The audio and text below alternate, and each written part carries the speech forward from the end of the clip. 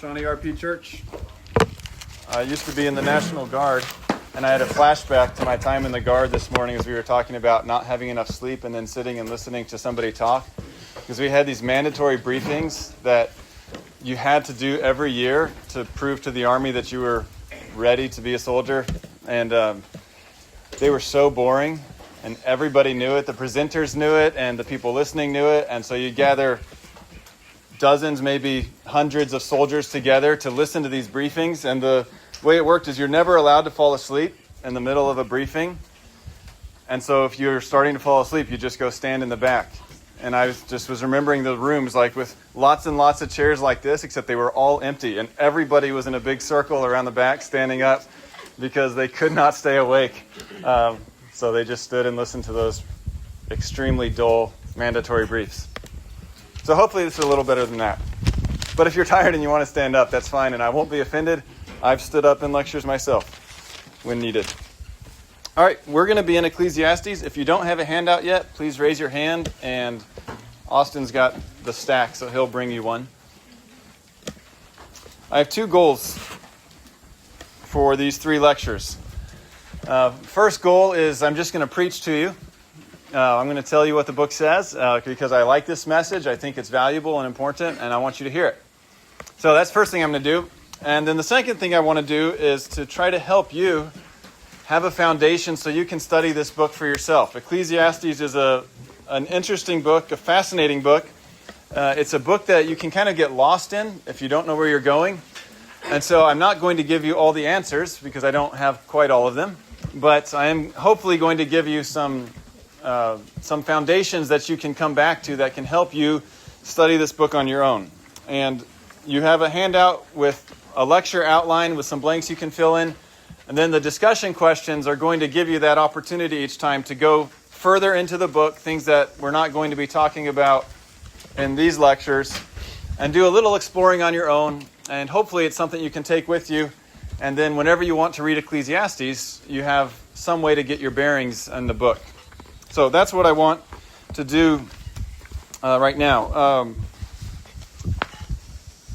If you have any questions about Ecclesiastes or things that come up in discussion, let me know between now and the last lecture. The last lecture is going to be shorter, so I've got space if there are things you're interested in talking about. And I'm also willing to just be shorter if that's what you're interested in. But if you've got things that come up in discussions, I'm happy to talk about it. I've spent a lot of time studying this book and enjoyed it a lot. So hopefully we can enjoy doing that together. Ecclesiastes 1:1. The words of the preacher, the son of David, king in Jerusalem. Verse 1 teaches you that you can trust the preacher to guide you in life and to guide you to Christ. You can trust the preacher to guide you in life and to guide you to Christ. Here are the basic details of our author. He is a preacher. He is a son of David. He is a king in Jerusalem. You put these pieces together and a few other things in Ecclesiastes, you have the man Solomon. He wrote the book of Proverbs. He's introduced in that book similarly. The Proverbs of Solomon, the son of David, king of Israel. You have a book teaching you wisdom. But you don't just have a historical character to think about. What you have here presented, in fact, you don't even have his name, you have an office. You have the office of the son of David. Think of church offices. We've got pastors, we have elders, deacons, things like that. The primary office for the church is the office of the Messiah, the office of the Christ, the anointed one, the son of David who is coming. It's the office that Jesus holds. And that right up at the beginning, as you read this book, I want you to have that in mind, that this is a book that comes with the authority of an office. So Jesus lived much after on earth, much after the time this book was written. But I want you to listen to this book as the voice of the eternal Son of God, the voice of the Word who became flesh and dwelt among us. This is your King speaking to you. This is your King guiding you in life. And you can trust him. Which may sound like a redundant thing to say in the study of the Bible, but with Ecclesiastes it actually is interesting because the preacher is introduced then he talks for most of the book, and then at the end there's some summary comments about him. And as people have read this book, they've asked a lot of questions about, can you really trust what he's saying? And there are different conclusions that have one that's out there, which I'll tell you this is out there. I don't want you to do this. But they just say, no, you can't trust him. You can trust the guy at the end who says we should fear God, but you can't trust all the stuff in the middle because it's going sideways. It's someone who did not fear God, someone who did not know God, and someone who maybe was pretty smart, had a lot of good information, but he says things that are wrong. I don't want you to read it that way. There's another way of approaching this book, which is to say that you can trust the preacher, but you have to be ready for him to tell you things that are not true, to compare them to things that are true. So in the very next verse, we're going to read, vanity, vanity, all is vanity. And so, well, is that true or not? Is everything vanity and vain and meaningless, futile, whatever translation? There's different translations for it. And so this view would say, well, you have to take that statement and you have to think about it and ask, is vanity true or is it not true? Is this a false view he's presenting to show me the right way, or is he actually telling me that's true? I think that's a better approach. There's some parts in the book where you really have to think about what's going on, but I don't think that's the best way to start. I think the way that you should start is just whenever he speaks to you, when the preacher preaches, just assume that's true, and now I have to figure it out. So when he says, vanity, vanity, all is vanity, I want you to think to yourself, okay, all is vanity. And what does that mean? That's what will let you, I think, wrestle with this book in the best way. Because there's a lot in this book that the preacher will preach something to you, and you'll say, I don't know about that. But if you let him say it, and you assume that, first of all, what might be wrong is not, well, this is just a false view that he's going to correct later, but maybe it's me that's wrong. Maybe I don't see the world correctly. Maybe I don't understand life correctly, and he's actually fixing the way that I see the world. That's where I think you'll get your best challenge from this book, and you'll hear that voice that you can trust to correct you and to change you.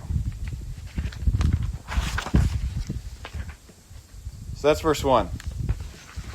You can trust the preacher, the son of David, the king in Jerusalem. What does the preacher have to say? Verse 2, vanity of vanities, says the preacher. Vanity of vanities, all is vanity. On your outline, the vanity of this world is centered in the failure of human effort. The failure of human effort. Vanity of vanities means the most vain, completely vain. Think of the Holy of Holies. You have the temple that's constructed, or the tabernacle, and there's the outer court, and then there's the holy place, and then in the center you have the Holy of Holies. That's the most holy place. It's the superlative. That's what you have in Ecclesiastes. This is the superlative of vanity. But it seems impossible. How can you say all is vanity? Does he mean that God is vanity? That's impossible. Does he mean that the gospel is vanity? Well, I think he actually tells us what he means in the next verse. When he says all is vanity, he goes on, verse 3, what does man gain by all the toil at which he toils under the sun? All is vanity, all the toil. He's telling you, here's the all that I'm talking about. Here's the all that I want you to center your thinking around when I'm saying that all is vanity. All the toil that people do under the sun. Every attempt that a human makes to gain, to get ahead, to make things better than they were before, to permanently improve things in this world, all is vanity. That's the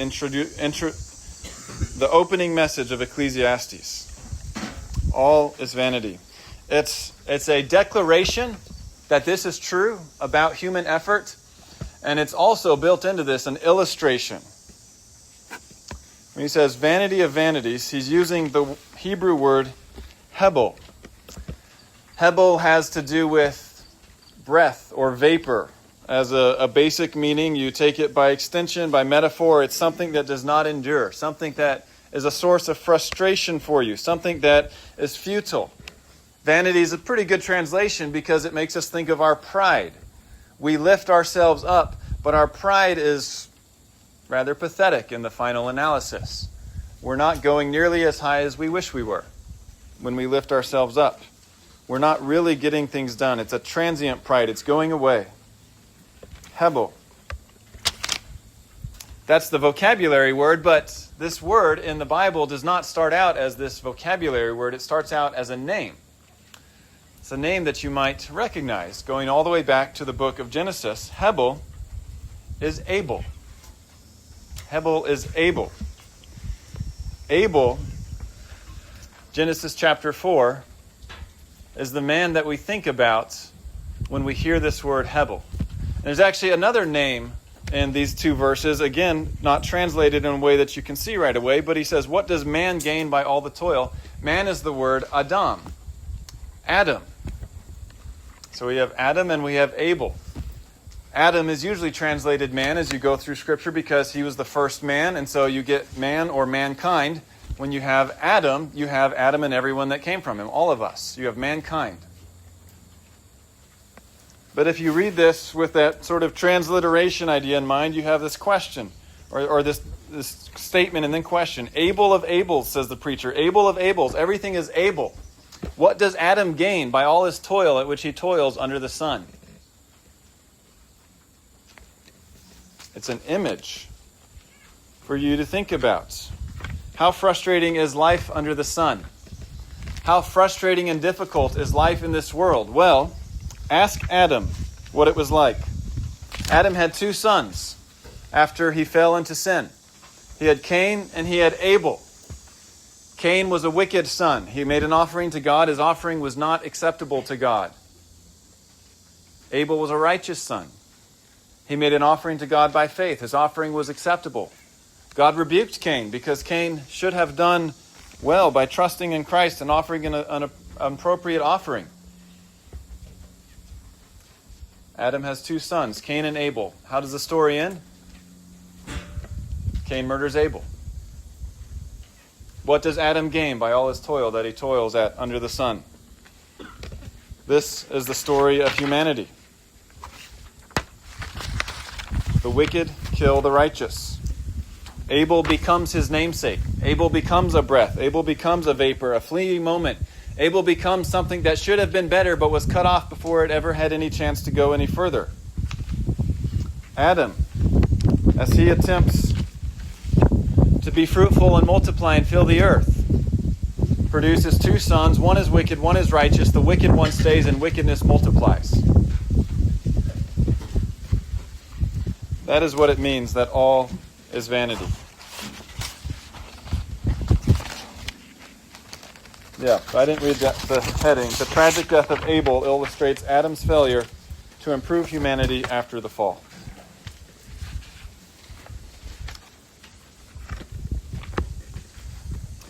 So we have Adam, we have Abel, we have this statement about this is what your world is like. And now in the rest of chapter 1 through verse 11, we're going to think about this in the context of the rest of the world. So vanity of vanities, says the preacher, vanity of vanities, all is vanity. What does a man gain by all the toil at which he toils under the sun? A generation goes and a generation comes, but the earth remains forever. The sun rises and the sun goes down and hastens to the place where it rises. The wind blows to the south and goes around to the north. Around and around goes the wind, and on its circuits the wind returns. All streams run to the sea, but the sea is not full. To the place where the streams flow, there they flow again. And pause right there. The message of these verses is that the earth is doing okay. People are the problem. On your outline, the earth is doing okay. People are the problem. What is the sun's job? Anybody know what the sun's job is?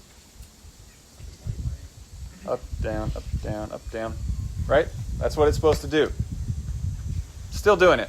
All right. Sun's in good shape. What is the wind's job? Just blow all over the place. Yeah, wind is okay. What is the water supposed to do? Fill the rivers and the seas and the streams, go up into the clouds, come back down, go around. Water's doing okay. What are people supposed to do? Be fruitful and multiply and fill the earth. People are supposed to reflect the image of God. Not just one or two people in creation, but God designed it so when you have people everywhere, the whole earth is full of the glory of God. That's the design of humanity. What are people actually doing? Verse 4, a generation goes. We actually start with death as this cyclical thing that's going on, where everything's going in circles, it looks like, except people are going, and the people who go, they don't come back. Now they get replaced. There's not a total loss where there are no humans left anymore. But people who are supposed to be living and thriving and multiplying and filling the earth keep on dying instead. Why are they dying? Well, it's because God cursed them. God cursed us in Adam. Adam sinned against God. He was told, don't eat from the tree. He did eat from the tree. And God said, you are cursed. He spoke a curse to the woman that she would have pain in childbearing, a curse to the man that the ground would be cursed because of him. And he said he would return to the dust. He would die. The earth is doing okay. People are the problem. It's something to keep in mind as you go out into this world and hear lots of different messages about what's important and what's valuable. There's a lot about taking care of the earth, or in stronger language, saving the earth. Taking care of the earth, that's good. We should be good stewards. Saving the earth, I would encourage you to pause a moment and say, who really needs saving? Yeah, there's pollution. There's a lot of things that are not great about this earth. But the earth has been around doing what it's supposed to do, basically keeping on for a long time, and it's okay. The sun, the wind, the water, these things are all where they're supposed to be. It's people that are messed up. It's people that need saving. People are the problem. Verses 8 to 11 zoom in on the people and talk about the way that we are the center of this vanity in this world. All things are full of weariness. A man cannot utter it. The eye is not satisfied with seeing, nor the ear filled with hearing. What has been is what will be, and what has been done is what will be done, and there is nothing new under the sun. Is there a thing of which it is said, see, this is new? It has already been in the ages before us. There is no remembrance of former things, nor will there be any remembrance of later things yet to be among those who will come after. We can't get ahead. We can't make progress. Yes, you can talk about technology and all the things that change with technology, but humanity fundamentally improving itself still has not happened. The preacher's words still ring true today. We have not solved death especially, or all of the conflict and strife and difficulty that we face in this life. And we won't. Because there's a curse. And as you read Ecclesiastes, that's an idea that you can just keep repeating to yourself. Every time you read the word vanity in Ecclesiastes, just think to yourself, that's been cursed. So when he talks about the vanity of work, you can think, yep, work has been cursed. When he talks about vanity in connection to family life, you can say, yep, family life has been cursed. Talks about vanity in relation to your possessions and your money. Yep, that's been cursed too. It's everywhere. Ecclesiastes is just going to take you on a tour of the vanity of this world. And he'll push it home. He'll drive the message home. You can't get away from this curse that is on the earth. All is vanity. That is the message of the Son of David, the King of Israel. It's something Jesus Christ wants you to remember. But it's something he chose Solomon to tell you. And I think thinking about Solomon is significant as we consider the message of this book. God chose him as the prophet to speak about this. Solomon was the great king of Israel. Solomon was the wise king of Israel, the rich king of Israel, the powerful king of Israel, the king of Israel with long life. And what Solomon does next is he starts talking about himself. And he shows us why he is the one that is chosen to preach this message. On the outline, Solomon uses his experience as a king to illustrate the vanity of human effort. We're going to jump into a section here in a moment that's going to take us from chapter 1, verse 12, where he says, I, the preacher, all the way to verse 23. And he's going to be talking about his experience as a king and what he did, what he said, what he thought, all these sorts of things. And it's not all good. If you know the story of Solomon, you know that. You know he started well. He trusted in God. God appeared to him in a dream. God said, ask whatever you want and I'll give it to you. He said, I want wisdom to govern the people. And God said, that's an excellent request. And I'm going to give you that, and I'm going to give you everything else you could have asked for along with it. But you can read from 1 Kings chapter 3 to 1 Kings chapter 11. You have two statements about him. 1 Kings 3, Solomon loved the Lord. 1 Kings 11, Solomon loved women. These two basic statements that describe the trajectory of Solomon's life. And you can pick up on the hints of the struggle between these two ideas in his life as you read through 3, 4, 5, 6, 7, 8, 9, 10, 11 in the book of 1 Kings. He turned away from the Lord. He loved many foreign women. That became what marked him. Idolatry at the end is what was marking his life. And this is a book that comes to us, I think, from an old Solomon, from a Solomon who's recognized his failure, who recognized that even though he had everything in place to do everything right, there was something that started going wrong and then continued to go wrong. And he's going to tell us about that experience. Verse 12, I, the preacher, have been king over Israel in Jerusalem. And I applied my heart to seek and to search out by wisdom all that is done under heaven. It is an unhappy business that God has given to the children of man to be busy with. I have seen everything that is done under the sun, and behold, all is vanity and a striving after wind. What is crooked cannot be made straight, and what is lacking cannot be counted. Solomon says, my summary after surveying humanity is that it's failure. It's vanity. I looked, I saw, I understand what is going on. He says, verse 13, I understand why we're not getting away from this. It is an unhappy business that God has given to the children of man to be busy with.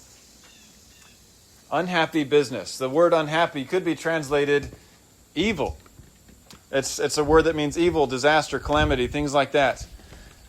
Our translators don't do it that way because they don't want us to think that he's saying, which he's not saying. He's not saying God has done something evil.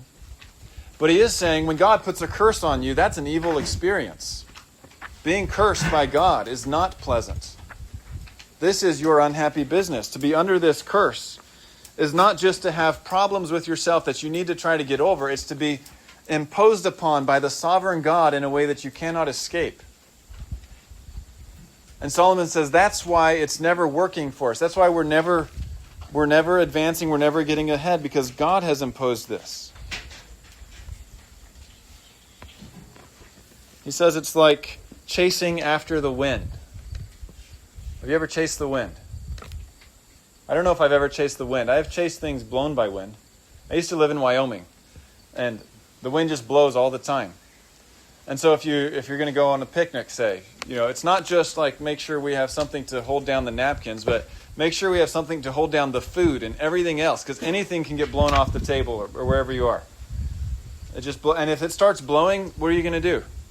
Well, you're going to run after it, and you're going to go like this, because you can't predict where it's going. And you only catch it if the wind lets you. If the wind dies down for a moment, then you can grab whatever it is that got blown away. Otherwise, it's gone. And there's nothing you can do about it. But he says this life is like that wind, but it doesn't stop. You don't ever catch it. You don't ever get to where you can stop everything and and reverse the vanity.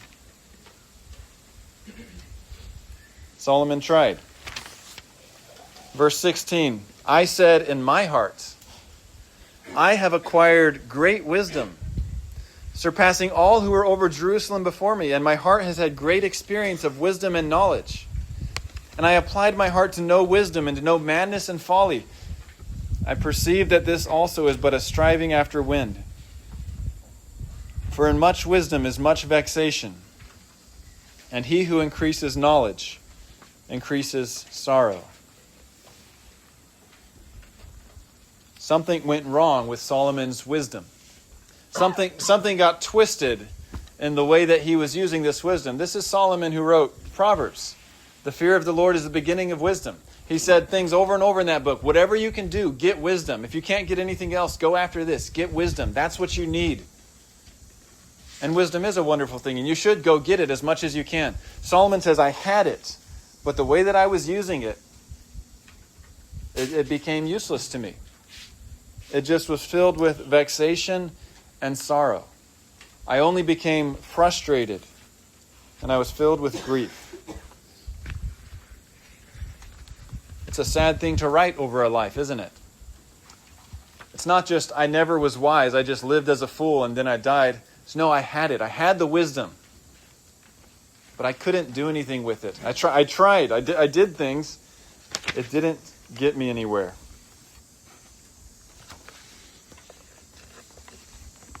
So how did that happen? What went wrong as Solomon lived wisely on the earth as he did great things? We'll read 2 verses 1 through 10. And this is on your outline about Solomon's actions. A kingdom built on I, me, my, and myself. A kingdom built on I, me, my, and myself. So as I read these verses, see if you can count how many times he says, I, me, my, or myself. And the translations don't all have the exact same number. I'm reading the ESV. You might have a different translation. But listen to what he says. I said in my heart, come now, I will test you with pleasure. Enjoy yourself. But behold, this also was vanity. I said of laughter, it is mad, and of pleasure, what use is it? I searched with my heart how to cheer my body with wine, my heart still guiding me with wisdom, and how to lay hold on folly, till I might see what was good for the children of man to do under heaven during the few days of their life. I made great works. I built houses and planted vineyards for myself. I made myself gardens and parks, and planted in them all kinds of fruit trees. I made myself pools from which to water the forest of growing trees. I bought male and female slaves and had slaves who were born in my house. I had also great possessions of herds and flocks, more than any who had been before me in Jerusalem. I also gathered for myself silver and gold and the treasure of kings and provinces. I got singers, both men and women, and many concubines, the delight of the sons of man. So I became great and surpassed all who were before me in Jerusalem. Also my wisdom remained with me, and whatever my eyes desired I did not keep from them. I kept my heart from no pleasure, for my heart found pleasure in all my toil, and this was my reward for all my toil. Does anybody get a count? 35? I have 36. So that's close. That's a lot of self, isn't it? It's a whole lot of self. This is the great project of humanity, isn't it? These are the things that all of us still try to do based on our resources. Solomon had unlimited resources, and so he did all of it. Most of us are not quite kings, but we have some resources. We have some opportunities to try all these things out. Think of what he's describing. Verses 1 and 2, he's talking about trying to be happy. Just be happy. Think short-term happiness. I just want to feel good right now. I want to feel better. I want to be able to laugh. And he pretty quickly said, this is not getting me anywhere. This pursuit of just this short-term immediate happiness, of not feeling bad, laughter is is mad. Pleasure, what use is it? This is one, I think most of you, probably all of you are old enough. You've already tried this, and if you just think about it a moment, you can realize this is true. Have you ever binged YouTube videos? Don't raise your hand. How many videos can be funny before they're just not funny anymore? And at the end, do you feel better? No, you feel kind of, like I shouldn't have done that. So you can do the short experiment. I'm not saying you should go binge YouTube to see how you feel afterward. But like we figure this out pretty quickly. Just trying to be happy all the time is not going to get it done. And Solomon says that's true. That doesn't work. So let's talk about physical stimulants. He used alcohol, the classic drug. It's been around for millennia. We've got lots of other options out there now. But he said, can I mess with the chemical balances of my brain and my body in some way that puts me in a better place than I was before? And it's interesting that people are still doing this. Not just, I'm trying to escape with drugs, but people are still saying, how can I get on the right drugs as a medical treatment or as a permanent pain reliever? How can I have the right prescriptions and the right plan, even the right hallucinations that will just make me better than I was before? So take it from Solomon. That's not going to get you there either. That won't get it done. He talks about enjoying nature. This is a good one. God made nature, right? Nature should be refreshing. Get to the outdoors. Enjoy the good world that God has made. In some ways, you can read verses 4, 5, and 6 as Solomon saying, I built my own Garden of Eden. He's taking language about gardening and cultivating and stuff and saying, I did all of this. I put it all together the way that it should be. To recreate the perfection of nature. That also was not something that was successful for him. Verses 7 and 8, he's got a list of things that we try to find satisfaction in. Authority. He had his slaves. He wanted to have success in his work. He wanted to build up wealth. He wanted to be entertained. He used sex to encourage himself, to get ahead. None of these things worked. And at the end, he develops what I would call a more thought through, intentional, long-term plan for happiness and success. At the end, he's saying, verse 9, I became great, I surpassed those who were before me, my wisdom reigned with me. And then verse 10, my heart found pleasure in all my toil. What if I do this? What if I just work hard and be a good person and build up wealth over time, and eventually, as things settle out, then I will be doing well? And what if I live life in moderation and stay away from all the bad stuff, and then I set myself up for long-term success? Your parents have probably told you to do something like that before. There's a legitimacy to some of the things that he does. But that also comes under the heading of vanity. He does all these things. And then after he has finished all these things, after however many decades he spent doing these things, he stopped and thought about it. Of course, he was thinking on the way, but he describes this intentional consideration in verse 11. I considered all that my hands had done. I've gotten through all of these different things, all these experiments, everything I'm testing with wisdom. I considered all that my hands had done, and the toil I had expended in doing it. And behold, all was vanity and a striving after the wind. And there was nothing to be gained under the sun. He started thinking about it. And that led to a cycle of thoughts of despair. Solomon's thoughts, a cycle of despair. His actions, he built a kingdom on self. His thoughts were a cycle of despair. Verse 12, so I turned to consider wisdom and madness and folly. For what can the man do who comes after the king? Only what has already been done. Then I saw that there is more gain in wisdom than in folly, as there is more gain in light than in darkness. The wise person has eyes in his head, but the fool walks in darkness, and yet I perceive that the same event happens to all of them. Then I said in my heart, what happens to the fool will happen to me also. Why then have I been so very wise?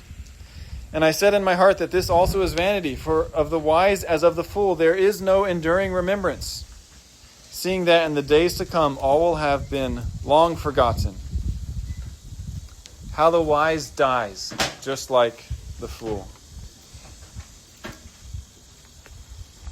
If nothing else in this life convinces you of the truth of what Solomon is saying, then think about death. And if you give any serious thought to death, then you will believe the message. Because there's no one who escapes death. You can take all the things that we do in this life, and you can try to do them a little better than he did or than the people around you are doing. You can try to improve on the project of human gain and human achievement. But as you do that, and as some other fool is just wasting their life, you're both going to end up in exactly the same place at the end. Death comes to everyone.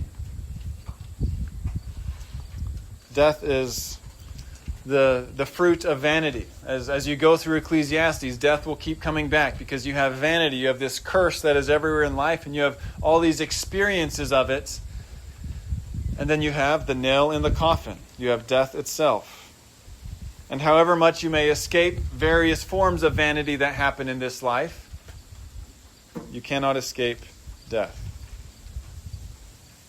How the wise dies just like the fool. And then there's verse 17. Verse 17, I think, is fascinating. Listen to where his thoughts went as he thought about this. He says, so I hated life, because what is done under the sun was grievous to me, for all is vanity and a striving after wind. Why did he hate life instead of death? Which one was his enemy? What should he have been hating? We should hate death. We should love life. Solomon hated life. But again, if you've ever played this cycle, not as thoroughly as Solomon has, you're not old enough to have done it like Solomon did, but if you've ever played this cycle, you realize that this is how it turns you upside down. If you turn in on yourself, if you say, I'm going to get ahead, I'm going to do better, I'm going to see what I can improve on, you will find at the end of that the experience of hating life. Hating your own life, hating other people's lives. It will be incredibly frustrating. You'll react against it strongly because it fails. It cannot get you ahead. Solomon brought himself to the place where he was completely upside down. Instead of loving life and hating death, he was hating life. And he goes on with this hatred. I hated all my toil, in which I toil under the sun, seeing that I must leave it to the man who will come after me, and who knows whether he will be wise or a fool. Yet he will be the master of all for which I toiled and used my wisdom under the sun. This also is vanity. How do you appreciate something? You work hard to get it. What do you do after you work hard to get it? You die. Then you pass it on to someone else who did not work hard to get it. Are they going to appreciate it? No. And so it goes. And so he's thinking through these things. And he's being filled with hatred. He can't stand that this is the way that his world is. So I turned about, verse 20, I turned about and gave my heart up to despair over all the toil of my labors under the sun. Because sometimes a person who has toiled with wisdom and knowledge and skill must leave everything to be enjoyed by someone who did not toil for it. This also is vanity and a great evil. What has a man from all the toil and striving of heart with which he toils beneath the sun? For all his days are full of sorrow, and his work is a vexation. Even in the night, his heart does not rest. This also is vanity.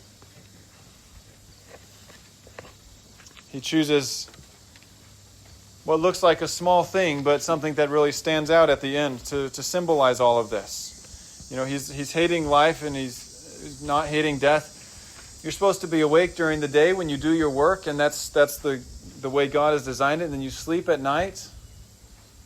But he says, I don't sleep at night anymore. I can't rest. The heart cannot rest. This project, this weariness, it just keeps going and going. His mind keeps on racing. The anxiety, the depression, whatever you want to call it, however you want to describe it, the more severe forms of it, the panic attacks, the sleeplessness. Again, we have attempts at medical solutions for all of these sorts of things, and in some ways that's very good and can be a blessing to have a medical approach to problems with the body. But we should not think we're beating the curse. We should not think that we can defeat the vanity that God has appointed for this world.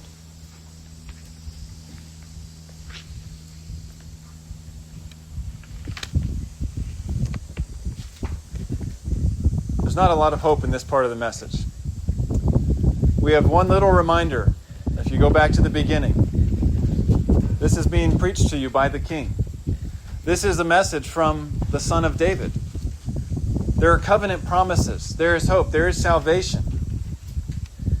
But before talking about that, this book is going to take you on a tour of the depths of the curse and how bad it can be.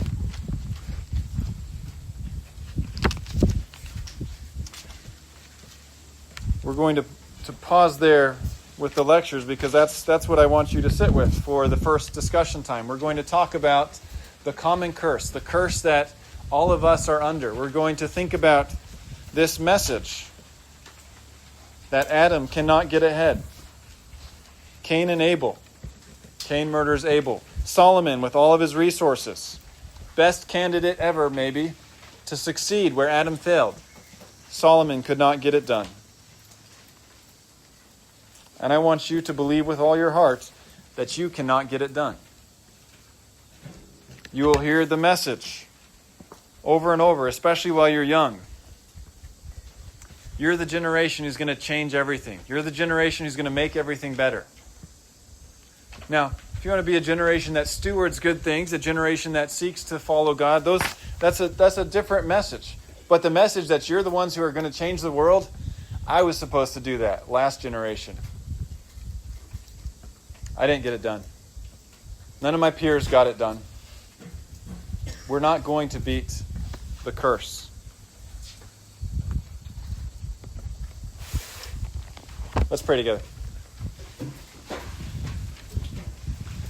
Our Father, we thank you that you've given us this book of Ecclesiastes. We thank you that you appointed Solomon to live the life that he lived, and then to teach us at the end of that life, to warn us of the dangers of trying to gain where you have not appointed for us to gain, to defeat a curse that only you can defeat. Father, I pray that you will help us to discuss these things together with sober minds, to consider the way that you have appointed hardship in this life. Help us not to rebel against it, but to think soberly about it and to submit to you. I ask in Christ's name, amen.